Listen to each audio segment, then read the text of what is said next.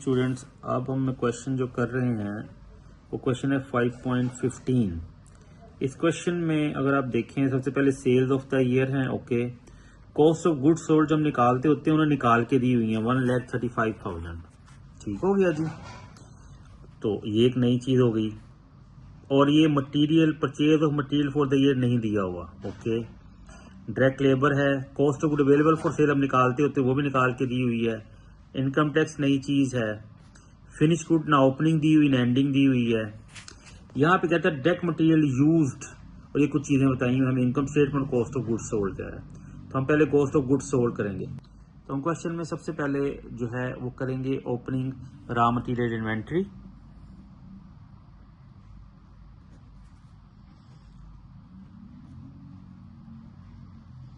ठीक है जी।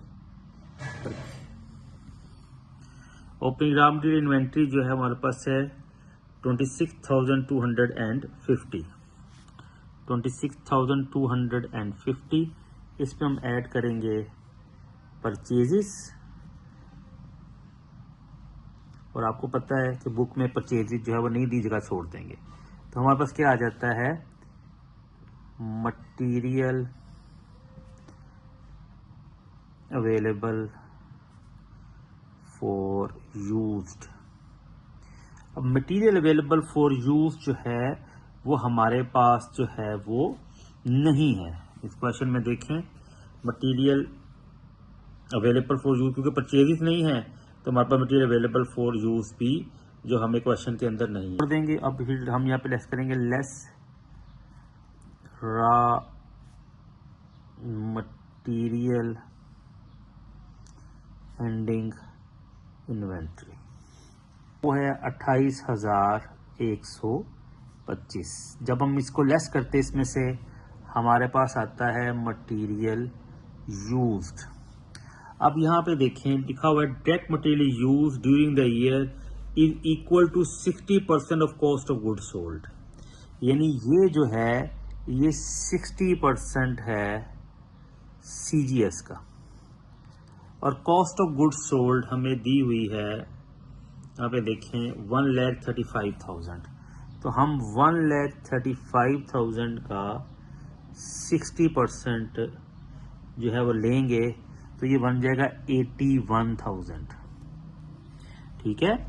अब ये हमारे पास मटेरियल यूज निकल आया। अब इससे पहले कि हम नीचे की तरफ चलें, पहले ऊपर की तरफ जाएंगे।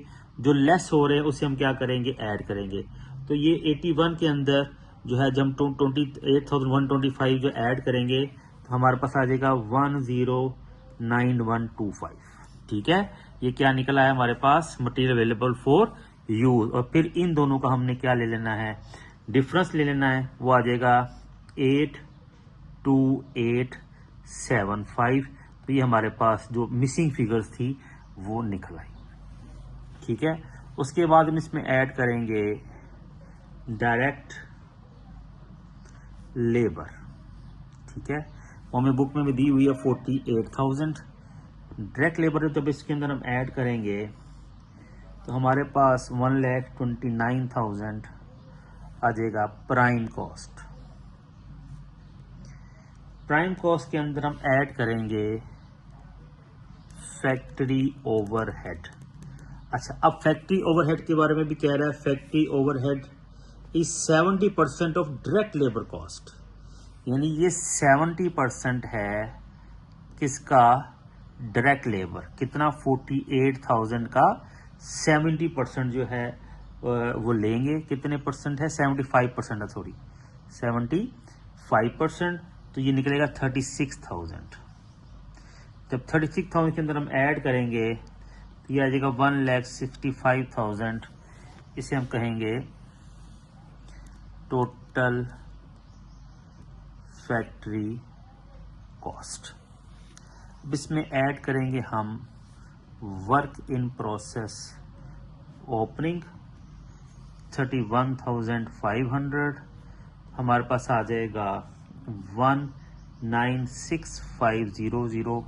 इसे हम कहेंगे cost of goods to be manufactured. अब फिर इसमें से लेस करेंगे वर्क इन प्रोसेस एंडिंग।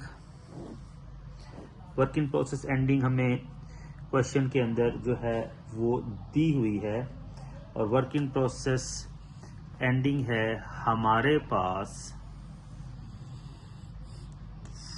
43,500। तो हमारे पास आ जाएगा 1,53,000, और इसे हम कहेंगे कॉस्ट ऑफ गुड्स मैन्युफैक्चर्ड।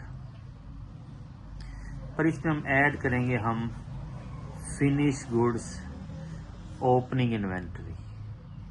अब फिनिश गुड ओपनिंग इन्वेंट्री कहाँ है ही नहीं हमारे पास, ये देखिए। तो हम जगह छोड़ देंगे, तो हमारे पास जो आता है उसे कहते हैं हम कॉस्ट ऑफ गुड्स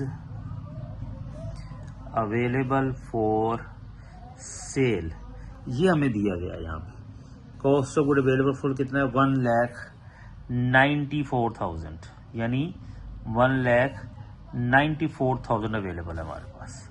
तो अब हमारे पास ये निकालना बड़ा आसान है, इसमें से ये निकाल दें तो 41,000 हमारे पास जो है वो फिनिश गुड ओपनिंग आ जाएगी। अब इसमें से लेस करेंगे हम फिनिश गुड एंडिंग, वो भी नहीं है। तो जब हम लेस करने के बाद जो हमारे पास आता है उसे कहते हैं हम कॉस्ट ऑफ गुड्स सोल्ड। वो हमारे पास दिया गया है कितना, 1,35,000, ठीक है। और इन दोनों का डिफरेंस लेंगे तो 59,000 हमारे पास फिनिश गुड आ जाएगी। तो ये पूरा हमारे पास सारी चीजें अवेलेबल हो गई। हम बनाएंगे इनकम स्टेटमेंट। इनकम स्टेटमेंट भी आपको पता है, सबसे पहले हमारे पास दोनों चीजें होती हैं। सबसे पहले हमारे पास सेल हमारे पास दी हुई है 2,25,000। इनमें से लेस करेंगे हम cost of goods sold. Cost of goods अभी निकाला हमने कितना, 1,35,000 कॉस्ट ऑफ गुड्स सोल्ड है। उसे इसमें से हम क्या कर देंगे, लेस कर देंगे, तो 90,000 हमारे पास आएगा क्या, ग्रॉस प्रॉफिट। फिर इसमें से लेस करेंगे हम ऑपरेटिंग एक्सपेंसेस। क्वेश्चन में नई चीज है, ऑपरेटिंग एक्सपेंस पहले भी बताया हुआ है आपको, भी दो होते हैं, एक सेलिंग एक्सपेंस, इसको सेलिंग एक्सपेंस को मार्केटिंग एक्सपेंस भी कहते हैं, मार्केटिंग। और दूसरे कौन से हैं, एडमिन एक्सपेंस। अब सेलिंग एक्सपेंस जो हैं वो हमारे पास कौन से हैं, कितने हैं, यहाँ पे देखें बुक में कह रहा है मार्केटिंग एक्सपेंस 10% ऑफ सेल या सेलिंग, और ये एडमिन 5%। सेल हमारे पास कितनी है, 2,25,000 का 10% हो जाएगा 22,500, और 5% हो जाएगा 11,250। इसको प्लस करेंगे तो 33,750 जब हम निकालेंगे तो 56,250 हमारे पास। आमतौर पर लोग इसे नेट इनकम कहते हैं, लेकिन नहीं, इसे कहेंगे इनकम बिफोर टैक्स, क्योंकि अभी इस क्वेश्चन में एक टैक्स भी हमें कह रहा है। तो लेस करेंगे इसमें से इनकम टैक्स, जो बुक में दिया हुआ है 1250 लेस करेंगे तो 50 जो है हमारे पास 5,000 हमारे पास जो है वो आ जाएगा इनकम आफ्टर टैक्स। और ये आपका सवाल है।